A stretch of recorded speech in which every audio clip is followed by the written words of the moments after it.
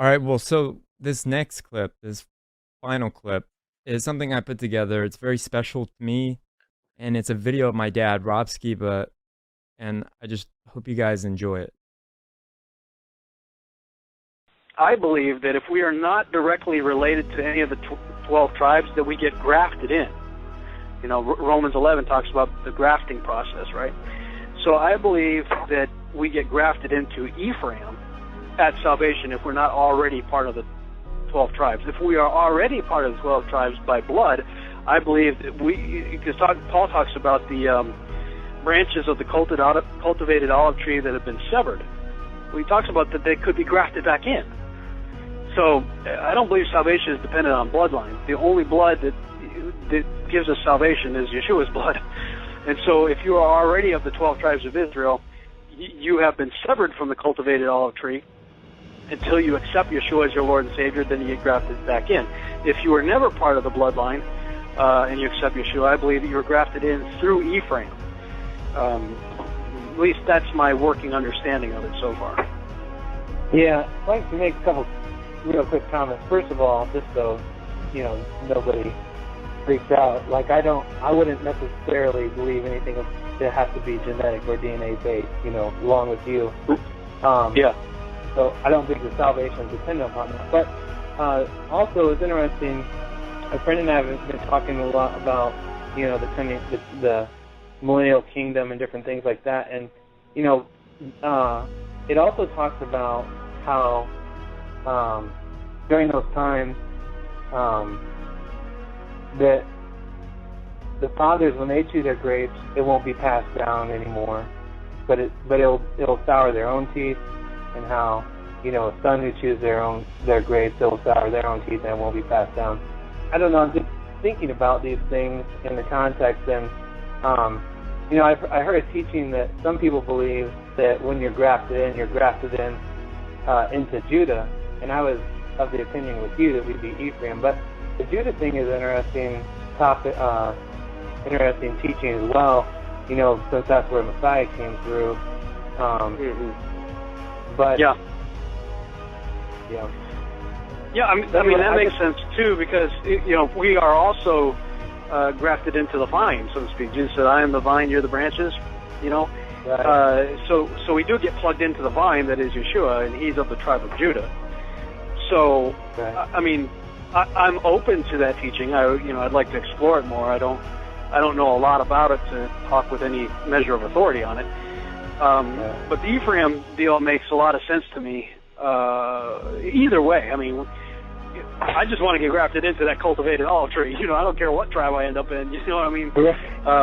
Romans 11, amen for Romans 11, and Galatians 3 and Galatians 4. The adoption process and joint heirs, with Christ and heirs to the blessings of Abraham. And all I know is that when New Jerusalem comes down from heaven in Revelation 21, it is described as the bride of the Lamb, who is Christ. So, and it not only is it referred to as the bride of Christ, but it is described in terms of the 12 tribes of Israel. There's no mysterious 13th gate called the church. The church is grafted in. It has nothing to do with replacement theology. Sheila had a 13-year-old son when we got married. Her son was 13. I adopted him into my family. He didn't replace me. I mean, that's not what adoption is about. He got merged, grafted into the Skiba clan, which means he is heir to anything I have to leave him, and privileged to my heritage and the traditions of my family and the things that we do and whatnot. He's part of us. He didn't replace us. So, I mean, the accusations are absurd when people listen to something like the Virtual House Church and say, Skiba's into replacement theology. I'm like, no, I'm not. I'm into adoption and grafting theology. It's the dispensationalists that think that the church replaced Israel for 2,000 years. Right. But I say all that to say is, look, I'm excited. Whatever gate I get to walk in through, whether it's Judah or Ephraim, or if by some chance, I actually have AB positive blood, which is one of the rarer blood types, but it is most common in Israel. So it's possible. Maybe I do have Israeli blood going through my veins. I don't know. But I know I'm grafted in one way or another. Romans 7 through 11 is all about us being grafted into the cultivated olive tree. Ephesians 2 is about us being adopted into the family that is Israel. So when I came off of dispensation theology and came to understand the grafting and adoption process, really as a result of marrying Sheila, because she had a 13-year-old son when we got married, and I adopted him into my family and gave him my name. So he was not a Skiba, now he is a Skiba. All of a sudden, Hosea is making perfect sense to me, and where Paul is quoting Hosea in Romans 7 through 11, I'm going, okay, I'm getting it. This is not replacement theology. People want to hear what I'm saying and accuse me of a replacement theology. That's not replacement. Jeremiah, my son, was a Garcia. Now he's a Skiba. He didn't replace me. He just got grafted into my family and is now heir to whatever my family has to offer him. And, you know, to whatever degree he wants to participate in it, he can pass on the legacy of the Skiba, you know, because that's who he became. He didn't replace me. He became part of my family. I don't know about you guys, but I'm there. I am trembling in awe of Yahuwah and his goodness. But through the actual practical experience that I went through in my life, I have some small understanding of what was going on here. And then a number of years later, Yahuwah restored and brought me my bride. I said, my picker is broken. I'm not picking the next one. You're going to have to pick the next one because I can't pick right. So he did. He brought me into a full-time ministry. I became a missionary in January of 2004, and a few months later, interesting, August, new beginning, eighth month, August. So that's cool, man. In the 8th month, there, 2004, he brought the woman that would become my bride-to-be into my life, and she had a 13-year-old son when we got married. And so I adopted him. And he was not a Skiba. Now he is a Skiba. I get it. Right? I was not a people. Now I am a people. My son didn't change his DNA. He has Garcia DNA going through his blood.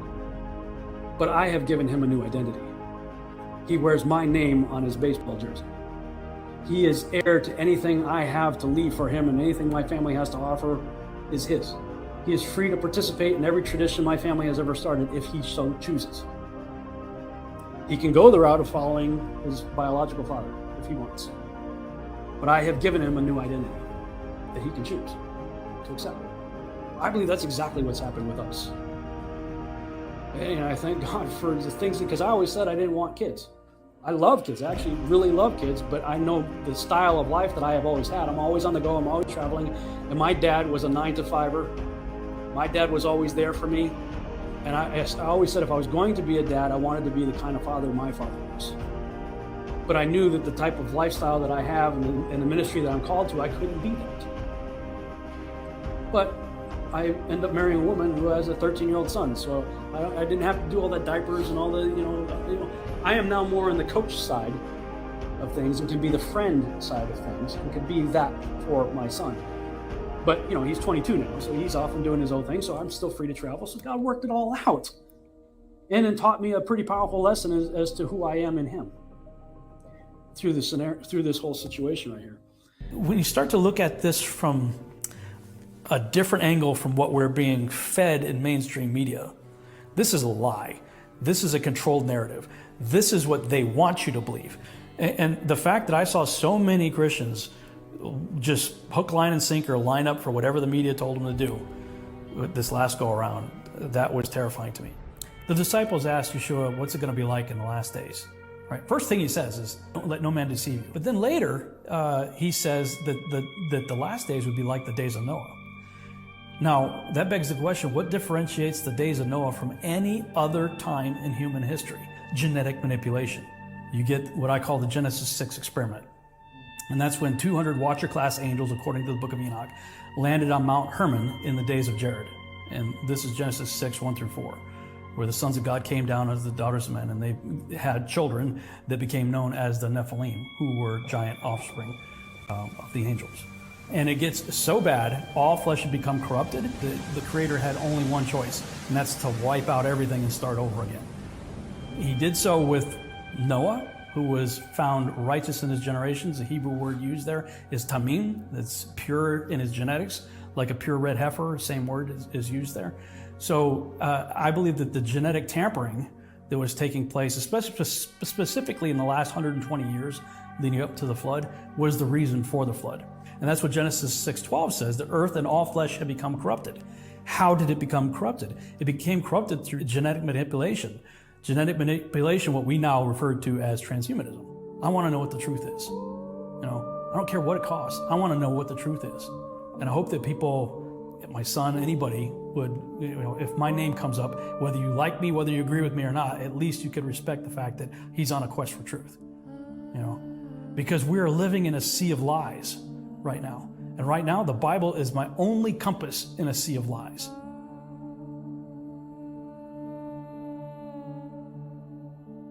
Now, I just want to share with you guys my thoughts and feelings about what he's saying and what it meant to me. I know that he was so upset with how the fake news had infected the church after they were constantly being fed lies by the mainstream media. He's making connections between his years of research on the genetic manipulation during the times of Noah and connecting it to what is happening with genetic manipulation with the V and how it's affecting us today. Today's humans want to make their own flood, aka the Great Reset. He says, I want to know what the truth is, no matter what the cost. To me, he's saying it doesn't matter what the outcome of the quest is, but like every great man, he would die seeking and exposing the truth. Not just with this topic, but in every quest. No matter what anyone else thought, or how much he might have been belittled for questioning what society's reality says, to me, my dad was a hero. He was an honorable man who lived and died for his quest for truth. And I hope to do the same, and would encourage everyone who is watching to let no man deceive you, to do the same and forever stay on the quest for truth, no matter what the cost.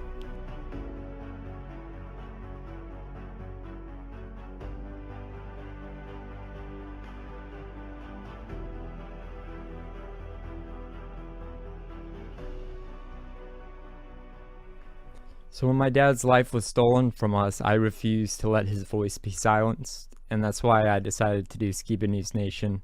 And like I said in the first episode, I'm not my dad, and I never will be, but this is how I chose to continue his legacy.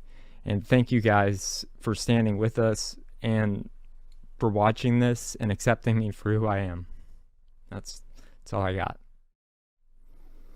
Wow, Jeremiah. That was beautiful. That was a great video.